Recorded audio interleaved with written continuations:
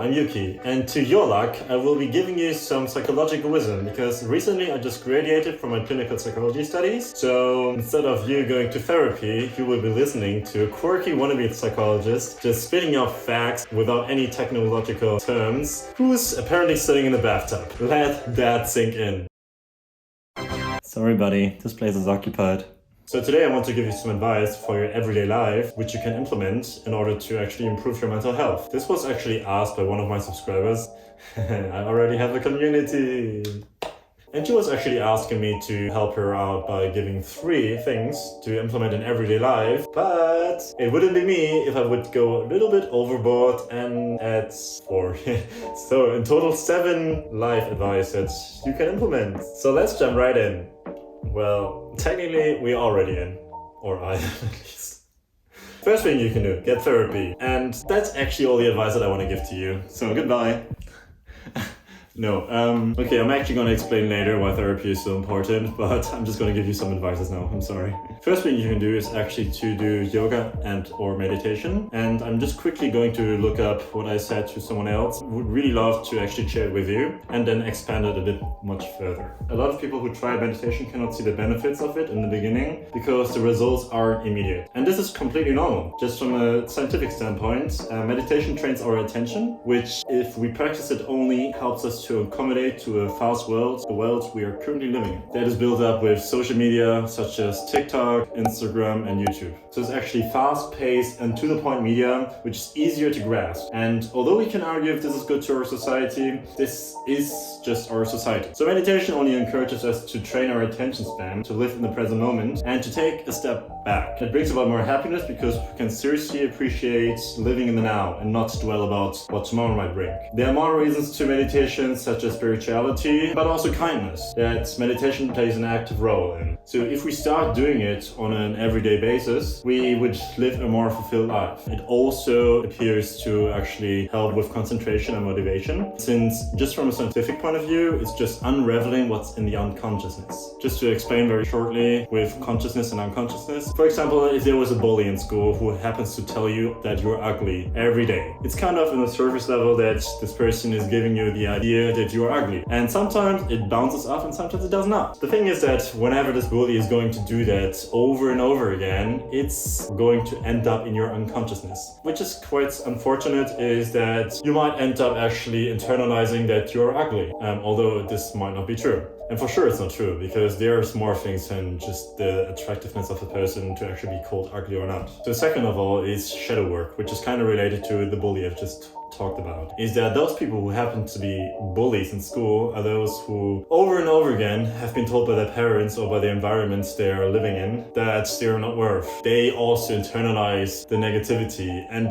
in order to actually survive is to just build up self-esteem that is so flawed that they are so defensive to actually explain to other people how ugly they are. So it's basically like a mirror that's just shading off. Talking about mirrors, what it really helps is that if you feel like you lack something in your life, that you are not worth it, that you are ugly, what really helps is just to stay in front of a mirror and to give you compliments, or what other people would rather say is to give you affirmations. What affirmations are is basically, there's things that are called the core belief system. Core belief systems are what is really deep down in the unconsciousness. So whenever we think of ourselves as being less and ugly, this is what is like an unconsciousness, as I just said. And when we stand in front of the mirror saying that we deserve to be whole, that we are beautiful, and just to pick out some stuff such as your eyebrow, your nose, your mouth, and to say, my mouth is beautiful, my eyebrows are beautiful, but also to expand that to the character of yours.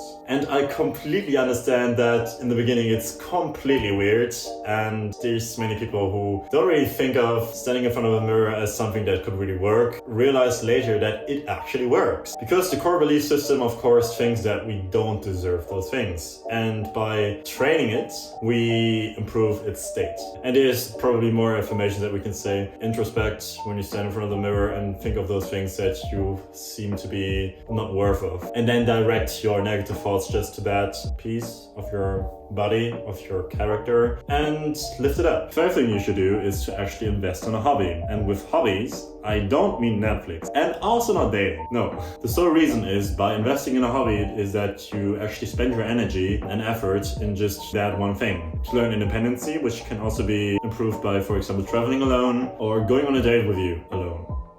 Because the more independent we are, the more we rely on ourselves, and to think that we can actually be quite an amazing company to us. And the fourth point is, which you probably won't guess, and in my opinion it's pretty huge, is to actually learn to communicate. What do I mean with that? To speak like a clown like I do? No. Basically to ask a lot of open questions and to be interested in the person and to not make that topic about you. It's a whole skill that you can actually acquire, and you can just start off by just listening to someone. Not to actually give them advices, because giving someone else an advice is not really communication. And the more we actually learn to communicate well, the better we actually benefit from it. And it's an indirect benefit, which is in the grand scheme something that would help you to actually have deeper levels of friendships and family with whomever you surround yourself with. The fifth one is to set boundaries. With setting boundaries, I mean that, for example, if you don't really feel comfortable, if someone else is intervening your space, is to tell this person to back off a bit. The more healthy boundaries we set to others, the more energy we can actually give to others and yourself as well. And also, setting boundaries is a skill. If you don't really feel comfortable setting boundaries to people around you who make it significantly harder to set that boundaries, just pick out people who you can truly trust and who you can really feel safe around with. Because if we only surround ourselves with people who are just malicious to us, then it's actually hard to perceive what boundaries are good and what boundaries are bad for us. Then we end up just pushing people away that are really good to us and invite people in that are bad to us. Number 6 is actually to wake up early. Now I actually sound like a mom. Because everybody has an evolutionary, conserved circadian rhythm that's common across all mammals, like all the apes, for example. Our eyes have actually evolved to have the highest acuity during sunset and sunrise. And this is why colors are so vivid. And on average, unless you're a teenager, it's really better to just wake up early and to do the things that you would do, like studying, because our brains function just better to internalize the information that we want to learn from. And people might say, Yuki, that's not possible, I'm an idol, I only learn in the evening or at night because then I can better function. But that can also be explained by just things that we are adapted to and not because that's just intrinsic in our evolutionary system. Okay, and the last one, which is self-confidence, 7. And nowadays we can ask, Yuki, why are you so confident? Speak in front of a camera to hundreds of people while holding a duck in your hand. One thing I can say to people is that we can improve our self-confidence by, for example, going out in nature. Because when we go out in nature, we can just improve our self-confidence by reducing our social anxiety, because nature cannot judge us. And so we can really re-perceive what truly is wrong or great for us. The more we spend time on social media and around people and compare ourselves to each other, our self-confidence is just reducing. So kids, go out, go in nature, and stop watching my videos because that just makes you a self-deprecating person. So thank you for listening, and this is all just still surface level psychology I've just told you about, but yeah, therapy is still very amazing and you should all be doing that, because even people who are studying psychology like I do have been to therapy, and it's just amazing because it's just a generational problem that we have been raised in environments with parents, people who have come from a just flawed generation who just internalize an ill-pressed curriculum. And of course, some parents are better than others, but yeah, we can still make the best of us. So I can only recommend it to you. Yeah, so thanks for listening and see you next week. Bye!